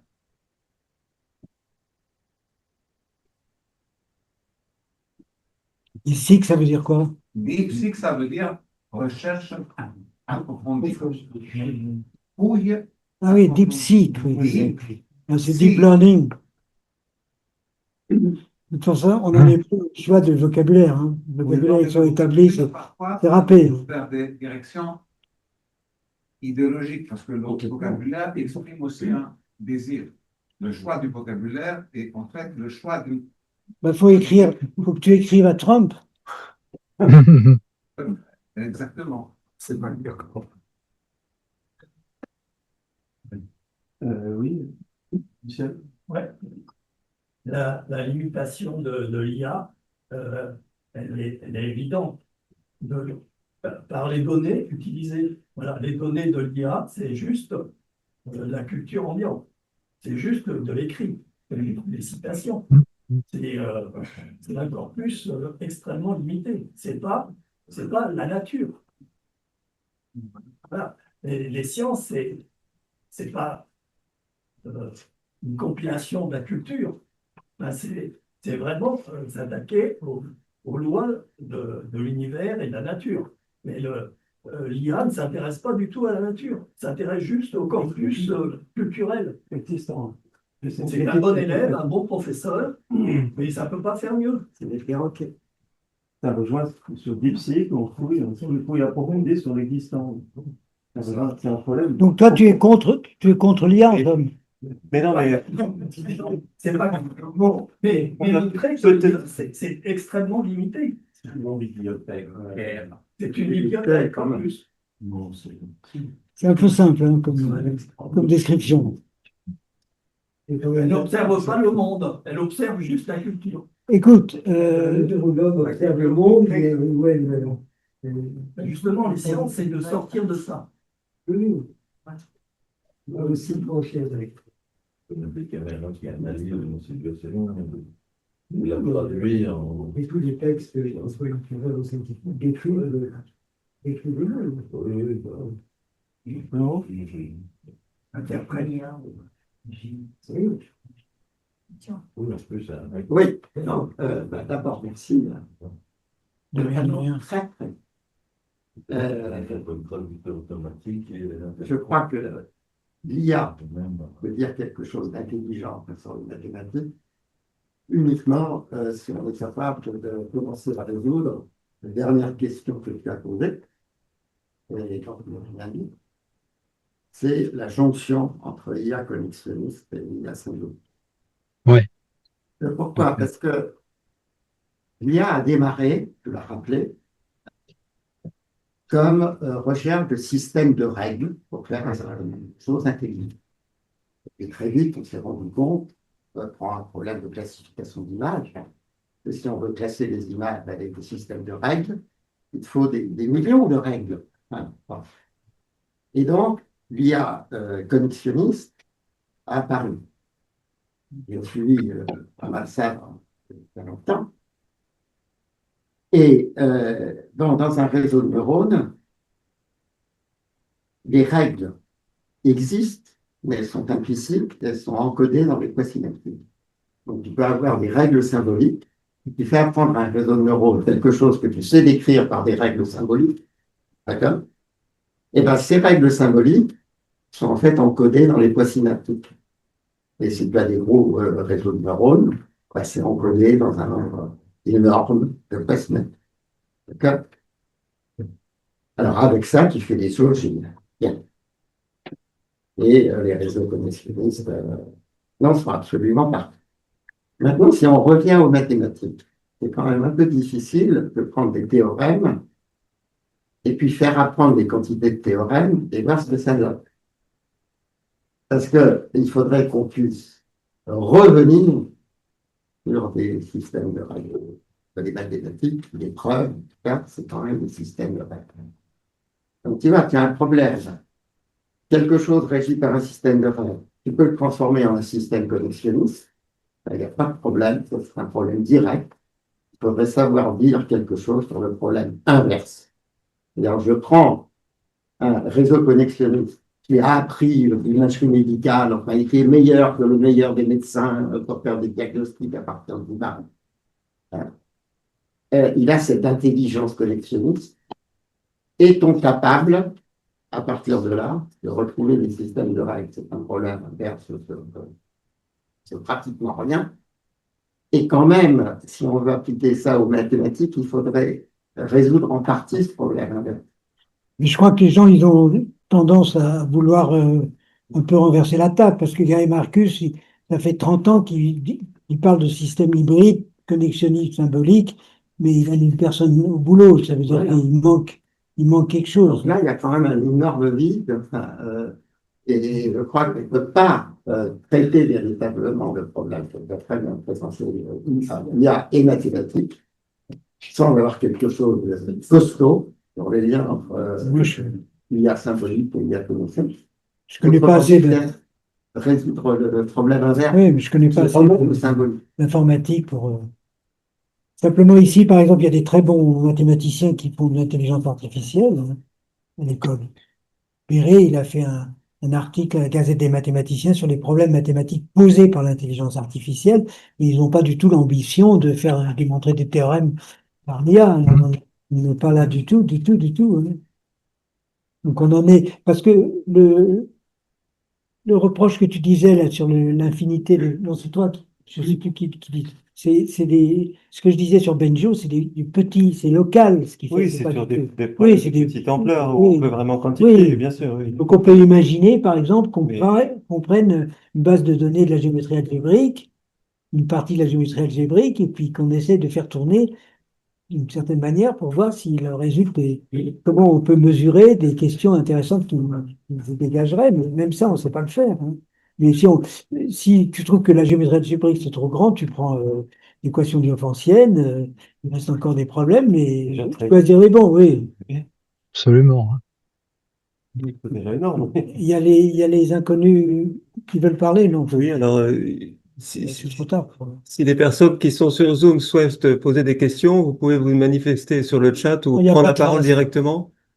il y a Klopfenstein, Patras, Dominique. Il a coupé les micros. On peut réactiver son micro, hein. Chacun a le droit de réactiver son micro en principe. J'ai le droit de couper tous les micros d'un seul coup, mais ils peuvent être réactivés juste après. Je connais personne. Valigorski. Si, Patras, La Seigne aussi. Petitot, c'est toi là? C'est toi qui l'as. Non, c'est Michel Petitot à Lille qui fait du calcul formel en informatique. Bon, dans la salle, il y avait une autre question.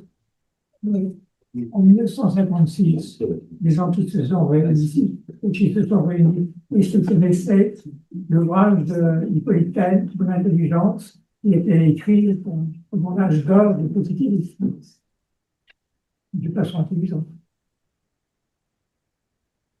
J'ai des doutes, hein. Je connais très bien. Oui, mais en 56, Oui.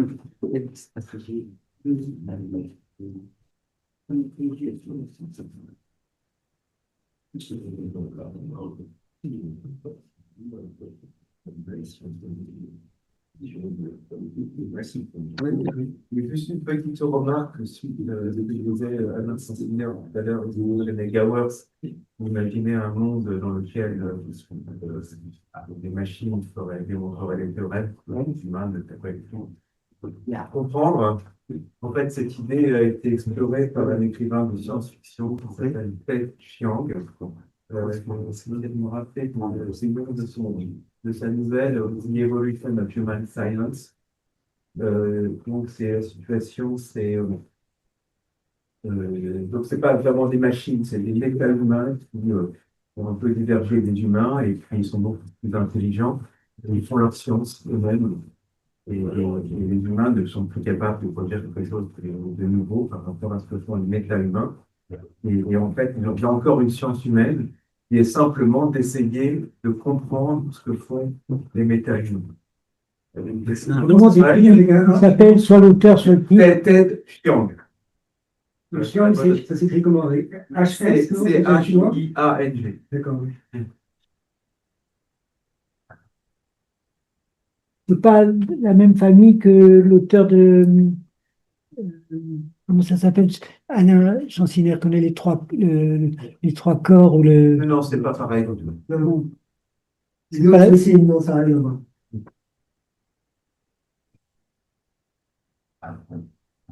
Bon, ben c'est bien, c'est comme quoi il faut lire la science-fiction. Jean-Michel, je voudrais poser une question parce que dans la discussion et dans l'exposé, j'ai l'impression qu'on a parlé d'intelligence artificielle comme des machines qui sont entraînées pour résoudre des problèmes. Et on a aussi parlé des machines que les humains utilisent pour progresser dans leur recherche mathématique. Est-ce qu'on doit vraiment différencier certains niveaux d'utilisation de machines dans dans le travail de recherche de tous les jours? Est-ce que justement ben voilà, moi c'est une vraie question qui se pose puisque en tant que chercheur, j'utilise beaucoup des machines pour faire des explorations algébriques.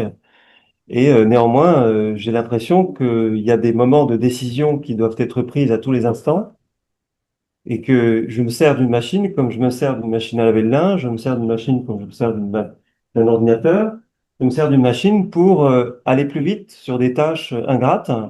J'ai l'impression qu'une très grande majorité de notre existence humaine est entouré d'aides à l'action faites par des machines qui automatisent des choses répétitives. Et en particulier en mathématiques computationnelles, on peut apprendre à faire des calculs à la main de manière extrêmement élaborée qui peut prendre des jours, voire des semaines. Et c'est une tâche extraordinairement ingrate de trouver ses propres erreurs jusqu'à ce que les choses se cristallisent sans erreur, ce qui prend aussi du temps. La machine permet plus rapidement de prendre plusieurs angles d'attaque sur des tissus algébriques d'une grande complexité pour aller plus rapidement vers une cohérence globale, mais d'une certaine manière, elle va pas forcément être une vraie aide à la décision, parce que on a parlé effectivement d'intuition, qui est un problème absolument crucial. Je suis absolument d'accord là-dessus, c'est absolument crucial, et mais il y a aussi le problème de la décision. Qui est un problème plus local Mais entre les deux, et plus petit que celui des bonnes questions. Voilà. mais entre les deux, si tu veux, les papiers de Tao que j'ai eu juste au début d'après-midi, ça me frappe parce que c'est Tao qui a une imagination débordante. Il utilise l'intelligence artificielle, il cherche des idées, mais il n'a pas les mots-clés à propos d'un problème de géométrie différentielle. Il n'a pas le mot-clé, il ne connaît pas le nom de l'auteur, il ne connaît pas le sujet, et il arrive à poser la question pour trouver des pistes. La Voilà. machine l'a aidé pas à faire des calculs, mais l'a aidé à aller dans la direction. Justement, il faut savoir bien utiliser une machine. Finalement, il y a quand même un vrai problème là aussi, je trouve, dans l'activité de recherche, j'entends. Hein. Voilà. L'automatisation complète de ce type d'utilisation de la machine me semble quand même assez lointaine, parce que c'est ce que tu viens de dire sur Tao, il faut savoir bien interroger la machine, Incroyable. rebondir en permanence. Incroyable. Les 3-4 pages, je peux te montrer les 3-4 pages de Tao. Il y a Alain qui veut dire quelque chose. Une question un peu farfelue, mais tout à l'heure, tu avais une citation où il y avait le cerveau et le corps. Est-ce qu'on a imaginé de faire des machines d'intelligence artificielle qui possèdent en fait un corps qui soit sensible, je sais pas, au soleil, au son, etc. Parce que nous, quand on travaille, on est très sensible à l'air du temps. Donc, est-ce qu'on ne pourrait pas imaginer ça? Non, mais la citation sur le cerveau et le corps, c'était de la maîtrise. Hein. Oui, ben c'est. Et ensuite, Alors, je ne sais pas, mais. Mais oui, Faire de la cognition incarnée. Ils l'ont fait à l'Imperial College, par exemple, Wilmer Alexander. Ils ont fait de faire une conscience artificielle, des sentiments artificiels. Mais c'est pas abandonné, hein, c'est côté de recherche.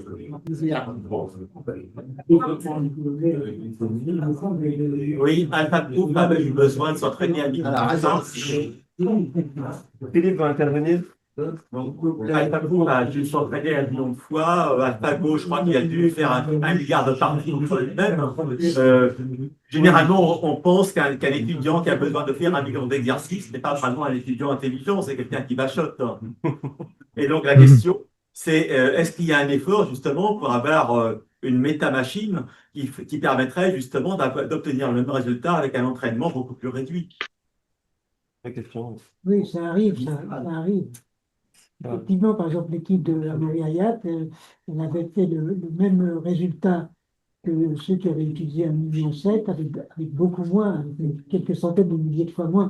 Et la machine, à un moment, les Chinois avaient fait parler d'eux parce qu'ils avaient dépensé beaucoup moins d'énergie que des machines qui avaient le même résultat aux États-Unis. Donc, il y a aussi ce souci, il y a au moins parmi tous ces industriels qui dépensent beaucoup d'énergie, beaucoup d'eau. Ils avaient dépensé beaucoup moins d'énergie pour l'apprentissage, ou bien ensuite, ça nécessitait beaucoup moins de capacité de calcul au niveau de l'heuristique. Non, ce n'était pas la capacité de calcul, non, c'était pas la capacité de calcul, mais je pense qu'il y a des gens, il y a un moment où on va s'apercevoir qu'il y a un problème des échelles qui se pose, à force de scaling, c'est le mot-clé, scaling, l'échelle, les facteurs d'échelle, mais il y a un moment où ça va coincer. Ces jours, je ne sais pas si c'est dans 2 ans, dans 10 ans, mais... De toute façon, il y a une explosion exponentielle. Et déjà, il y a des entreprises aux États-Unis qui se plaignent de ne plus avoir assez d'électricité. Donc, il y a l'électricité, il y a la capacité de calcul, il y a le coût des réseaux NVIDIA. Et Jean-Michel, qu'est-ce que tu dirais du fait qu'en mathématiques, on peut faire des conjectures, on peut soupçonner que quelque chose est vrai, et que ça peut prendre des dizaines, voire des centaines d'années avant d'être démontré? Quel est quel est le champ d'action de l'intelligence artificielle actuelle par rapport à ce problème qui est avéré dans l'histoire des mathématiques. Moi, je pense que devant les difficultés actuelles, on peut commencer à dire honnêtement que on pense n'arrivera pas à une intelligence superhumaine, quoi. Déjà, Par exemple, il y a des grandes conjectures entéro-idénons sur la distribution même asymptotique Absolument. des paires de nombres premiers jumeaux qui ont été faites par Hardy et Littlewood, des conjectures anciennes qui sont encore assez hors de portée à notre époque. Parce qu'il y a des formes de synthèse qui ne sont... Il y a des formes de conjecturalité qui sont accessibles à un calcul brutal, qui ne voient pas les synthèses même intermédiaires, mais par contre, le mathématicien au travail, il veut une synthèse complète, une preuve à la Gauss, une preuve rigoureuse, où tous les arguments sont compris et l'exploration du territoire est suffisante pour avoir au moins une démonstration complète d'une conjecture. Même le si fait c'est qu'il y ait des pas... questions sans réponse, ça pose pas de problème. Si, enfin, la question, Non, c'est je suis parfaitement d'accord avec ça. Je dis, quelle est la place finalement de cet outil, de ces outils divers qui sont les logiciels de calcul formel, les logiciels de recherche sur Internet ou les logiciels qui s'auto-entraînent pour résoudre des problèmes dans un univers un peu prédéfini. Quel est finalement vraiment le champ d'action de ces outils-là? Je ne suis pas en train de... Je pose la question. Pour moi, ça reste une vraie question. mais c'est possible, comme ce que disait Alain tout à l'heure, c'est possible que les machines arrivent à développer des conjectures et des résultats qu'on ne confondrait plus, qu'il y ait Moi, je suis l'altérité, parfaitement d'accord avec ça, hein. Je ça suis peut très bien parfaitement... arriver dans D'ailleurs, le un mathématicien du bureau d'à côté, il développe des ça outils c'est déjà le cas, que je ne oui. comprends pas, hein, donc, Oui, c'est déjà le cas, c'est oui. déjà le cas depuis longtemps, hein. La personne, je l'ai connectée, qui voudrait intervenir. J'ai posé la question, reposons la question. Ils sont endormis peut-être. Oui. On en avait dit. C'est... Donc, parmi les participants sur Zoom, on redonne la main si vous voulez intervenir. Il suffit de réactiver son micro et on devrait pouvoir vous entendre.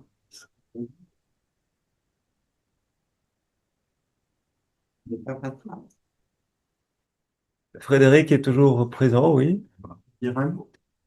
Ou utilisez le chat, je ne sais pas, hein. Oui, il n'est pas connecté. Et ton micro est Ça ouvert. marche. Oui, oui, oui, oui, le micro de la salle est ouvert, sinon ils auraient protesté, je crois.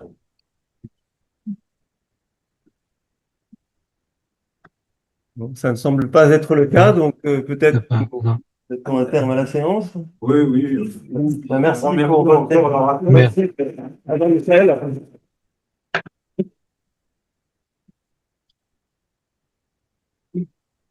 Donc, on arrête. Dans 10 ans, Oui. les progrès. The recording has stopped. Donc, en principe, je devrais recevoir un lien de Zoom qui a fait l'enregistrement. J'ai vu qu'il y avait des notes beaucoup plus précises que ce qu'il y a sur les slides. Ça tirait pour envoyer un scan de tes notes?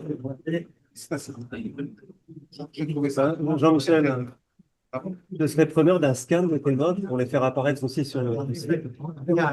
Non, pas sur le site pour toi, je vais faire.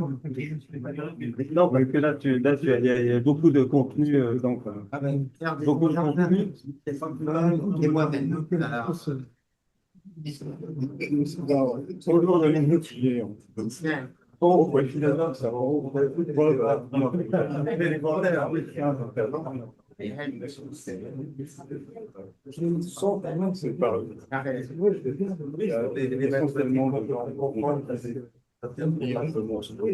Ça pourrait diverger. Je te l'envoie.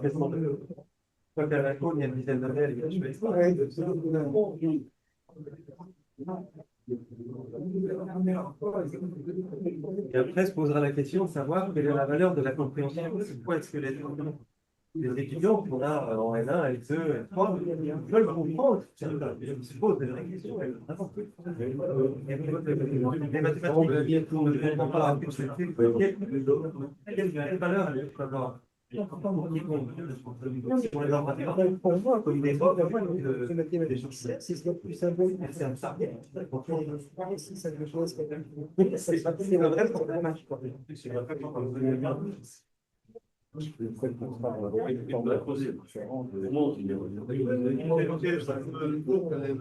puis il y a les mathématiques qui Pour moi, en tout cas, les mathématiques, c'est la simplicité. C'est-à-dire, c'est le fait qu'il y ait des mots, etc. Mais conceptuellement, l'idée mathématique, c'est quelque chose qui tu vois quelque chose qui est évident alors que personne ne le comprenait pas.